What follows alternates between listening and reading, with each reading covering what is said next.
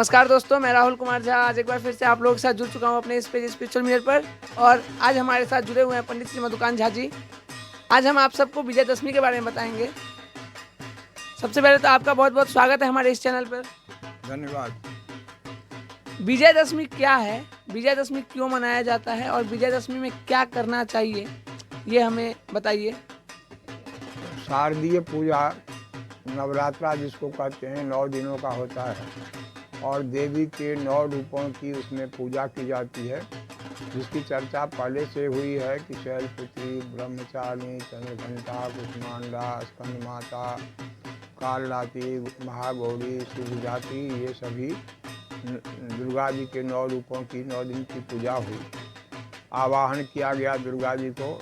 आवाहन का उद्देश्य था देवी देवताओं ने मिलकर अपनी अपनी शक्ति प्रदान दुर्गा जी को की। एक नया रूप स्त्री का दुर्गा जी को मिला जो सर्वशक्ति दायिनी बनी और उन्हीं के द्वारा चंडमुंड, महिषासुर, रक्तबीज, शुंभ निशुंभ आदि राक्षसों का वध किया हुआ। तो यह 9 दिन की नवरात्रा में माँ दुर्गा अपने विशेष रूप के द्वारा राक्षसों का अंत किया। धर्म की रक्षा के लिए यह महायुद्ध हुआ जिसमें दुर्गा जी प्रति प्रमुखता थी, वही इस युद्ध को लड़ी।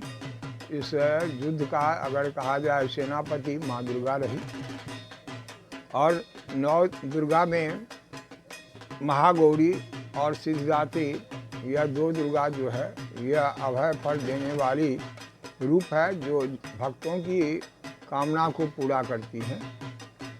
और इससे पहले तो राक्षसों का उन्होंने वध किया। जब वे शुंभ निशुंभ तक मारा गया, इसके बाद जाके देवता लोग बड़े प्रसन्न हुए कि अब राक्षसों का अंत हुआ और अब हम लोग अपने धर्म कर्म के प्रति आस्थावान होकर आगे बढ़ेंगे।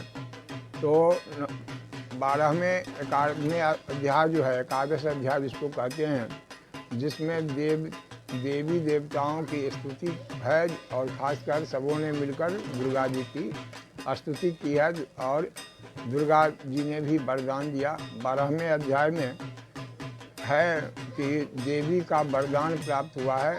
देवी ने कहा कि जो भी कोई घोर संकट हो, जिस तरह की कामना से भी मुझे भक्त बुलाएंगे अर्थात मेरी आराधना करेंगे, उनका मैं अवश्य रक्षा करूंगी, उनकी बाधाओं से मैं मुक्त करूंगी। है इत्थम जदा जदा बाधा दान वोत्था भविष्यति तदा तदा भत्रिजाहम करिष्याम यदि संशयम। दुर्गा जी कहती हैं, इस प्रकार से जब कभी भी सृष्टि में बाधाएं आएगी, देवताओं के ऊपर में इस तरह का कोई मुसीबत आकर खड़ा होगा जिससे धर्म की रक्षा संभव नहीं होगी, तो तदा तदा भत्रिजाहम अर्थात तब तब मैं अवतार ग्रहण करूँगी और अवतार करके धर्म की रक्षा करूँगी, असुरों का नाश करूँगी। तो दुर्गा देवी इस तरह से वरदान दी। और इसके बाद ये 9 दिन तक हम सभी हिंदू धर्मावलंबी माँ दुर्गा के चरित्र को जाने, अपने तन मन धन के द्वारा उनकी आराधना की। और ये 9 दिन तक तो इस तरह का चला नवरात्र का। और 10वां दिन जिसको विजयादशमी कहा जाता है, अर्थ ही होता है कि 9 दिनों का 9 रूप के द्वारा असुरों का संहार माँ दुर्गा की।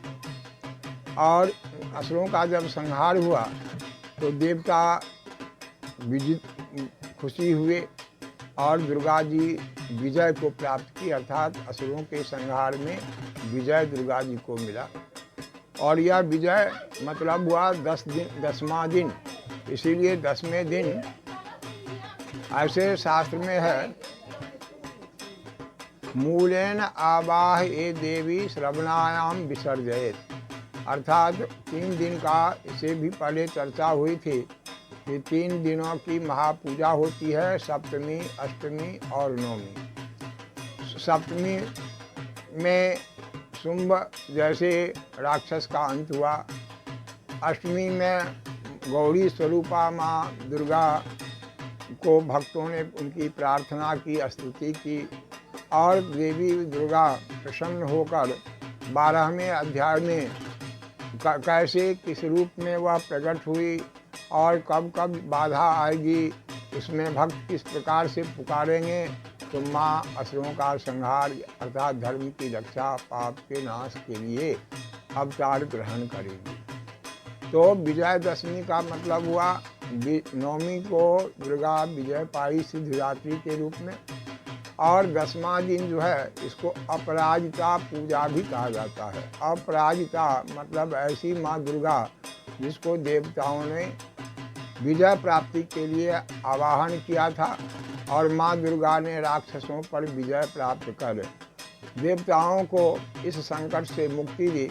इसीलिए इस दुर्गा का नाम 10वें दिन अपराजिता का रूप लिया गया, अर्थात जिसको कोई पराधी, वह स्त्री शक्ति, वह देवी शक्ति जो राक्षसों से अपराजित रही। तो अपराजित होने के कारण ही इसको अपराजिता कहते हैं।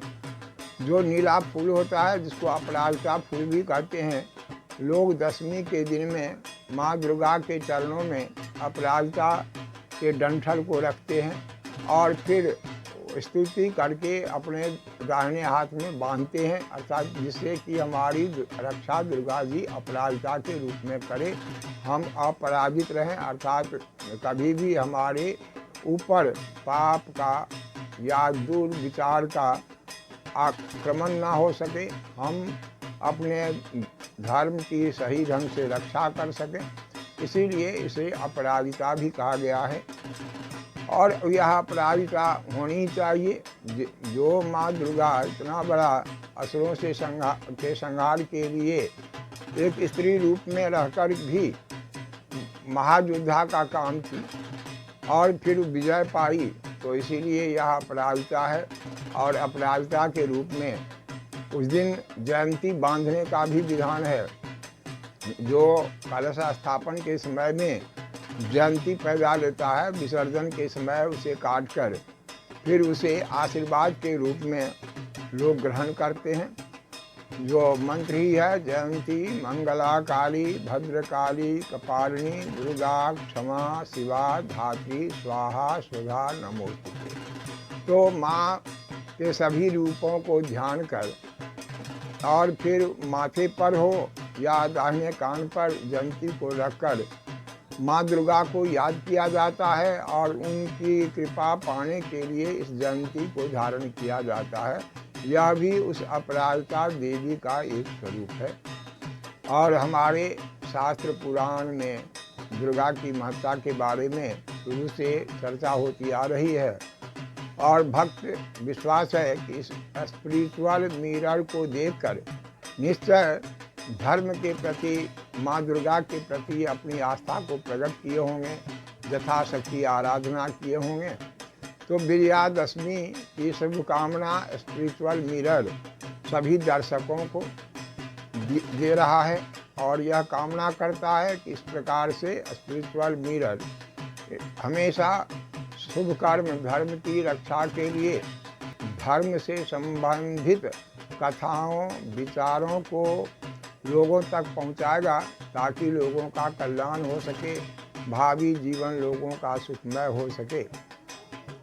माँ दुर्गा ने कहा, किं चाह वेशु चरितानि तवाद्भुतानि, अर्थात मेरे चरित्र की चर्चा जितना भी किया जाए कम जाए। दुर्गा की जो चरित्र की चर्चा है वह काफ़ी कल्याणकारी है और इससे आत्मबल लोगों को प्राप्त होता है।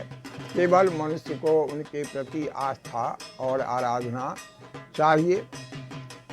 सर्वरूप मयि देवी सर्वम देवी मयम जगत अतो हम विश्वरूपाम त्वाम नमामि परमेश्वरी। सर्वमंगल मांगल्ये शिवे सर्वार्थ साधिके शरण्ये त्र्यंबिके गौरी नारायणी नमोस्तुते। भक्तगण स्पिरिचुअल मिरर के द्वारा इस दुर्गा सप्तशती या दुर्गा की आराधना के बारे में आप तक प्रयास किया गया पहुंचाने का, जिसके द्वारा धर्म की चर्चा संभव हो। और आपका जीवन सुखमय हो। माँ दुर्गा की कृपा हमेशा आप पर बनी रहे।